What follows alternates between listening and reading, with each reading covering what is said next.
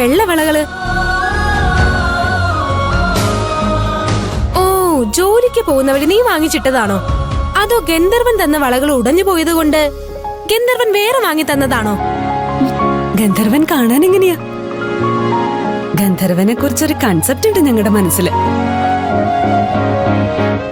ആരെ ആകർഷിക്കുന്ന രൂപം, എപ്പോഴും പുഞ്ചിരിക്കുന്ന മുഖം, സ്നേഹത്തോടെയുള്ള സംസാരം, അങ്ങനെയൊക്കെ തന്നെയായിരുന്നു ആള്. നീ എപ്പോഴും കാണാറുള്ള ആള് തന്നെയാണോ? ഗന്ധർവനെ കണ്ടപ്പോ ഇയാളായിരുന്നോ ഗന്ധർവൻ എന്ന് ചോദിച്ച് നീ അന്തം വിട്ടോ? എന്താടി നീ ഒന്നും പറയാത്ത? ഇന്നും അയാൾ നിന്നെ പറ്റിച്ചോ? പറ്റിച്ചതാണോന്നൊന്നും എനിക്കറിയില്ല. എന്നുവെച്ചാ നീ ഒന്ന് തെളിച്ചു പറ. വെള്ള ഷർട്ടിട്ട് ആരും വന്നില്ലേ? വന്നു. ആര്?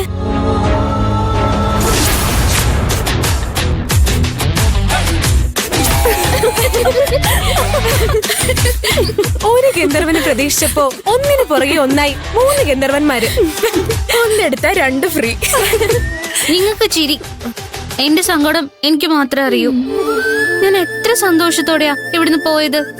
സിൽവർ ജൂബിലി പരിപാടിയുടെ അന്നും എന്നെ പറ്റിച്ചു, ഇന്നും എന്നെ പറ്റിച്ചു. അപ്പൊ ഈ വളകളോ? ഗന്ധർവൻ തന്ന വളകൾ എന്റെ കയ്യിൽ നിന്ന് പൊട്ടിപ്പോയില്ലേ? അതെന്റെ അശ്രദ്ധ കാരണല്ലേ? അയാൾ എന്നോട് പിണങ്ങിയിട്ടുണ്ടാവും.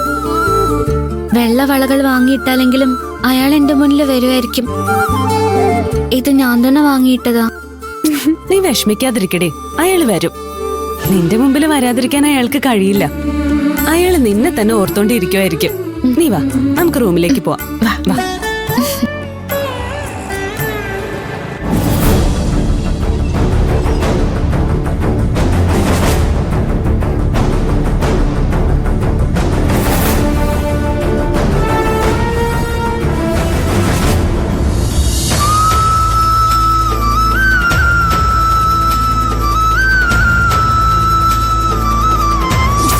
കാശ് സാറിന്റെ കയ്യിൽ വെച്ചാ മതി.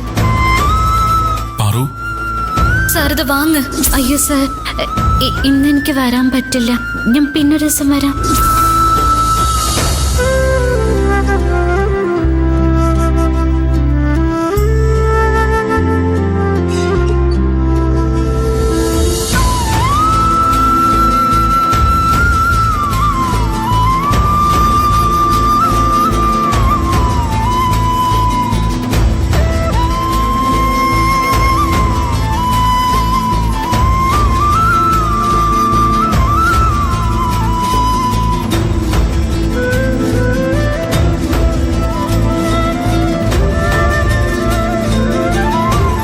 നിമിഷം കൊണ്ടാ എല്ലാം കീഴ്മേലും അറിഞ്ഞത്.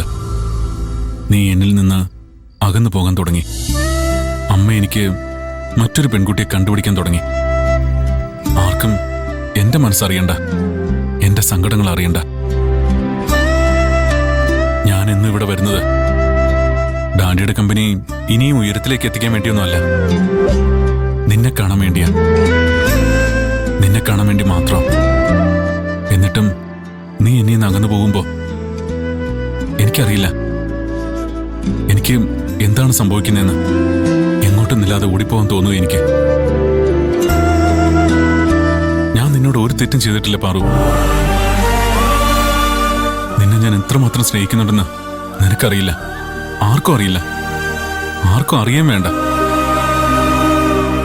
അമ്മ ചെയ്ത തെറ്റിന് നീ എന്തിനാ എന്നെ ശിക്ഷിക്കുന്ന പാറു?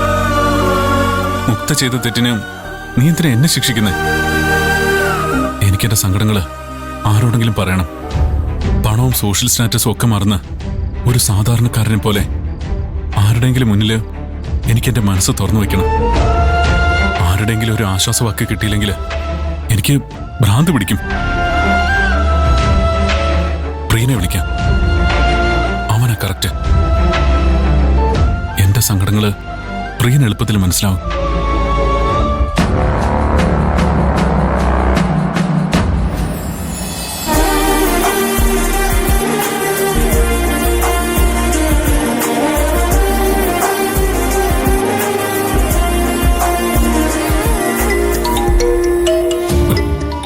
സാർ എന്താ ഈ നേരത്തെ? Hello Kalesh sir. ഹലോ പ്രിയൻ, പ്രിയൻ ഉറങ്ങിയോ? ഇല്ല സർ, ഈ സമയത്ത് സാറിനെ വിളിക്കാറില്ലല്ലോ. എന്തെങ്കിലും അത്യാവശ്യമുണ്ടോ സർ? അത്യാവശ്യം ഉണ്ടോന്ന് ചോദിച്ചാൽ എനിക്ക് പ്രിയനെ നേരിട്ടൊന്ന് കാണണമെന്നുണ്ട്. ഞാനിപ്പോ തന്നെ വീട്ടിലേക്ക് വരാം സർ. ഞാൻ വീട്ടിലല്ല, ഗാർമെന്റ്സിലാ. ഗാർമെന്റ്സിലോ? ഈ സമയത്തോ? ഒക്കെ നേരിട്ട് പറയാം. ബുദ്ധിമുട്ടില്ലെങ്കിൽ പ്രിയനൊന്ന് ഇവിടെ വരെ വരാമോ? ഒരു ബുദ്ധിമുട്ടുമില്ല സർ, ഞാൻ ഇപ്പൊ തന്നെ വരാം. ശരി.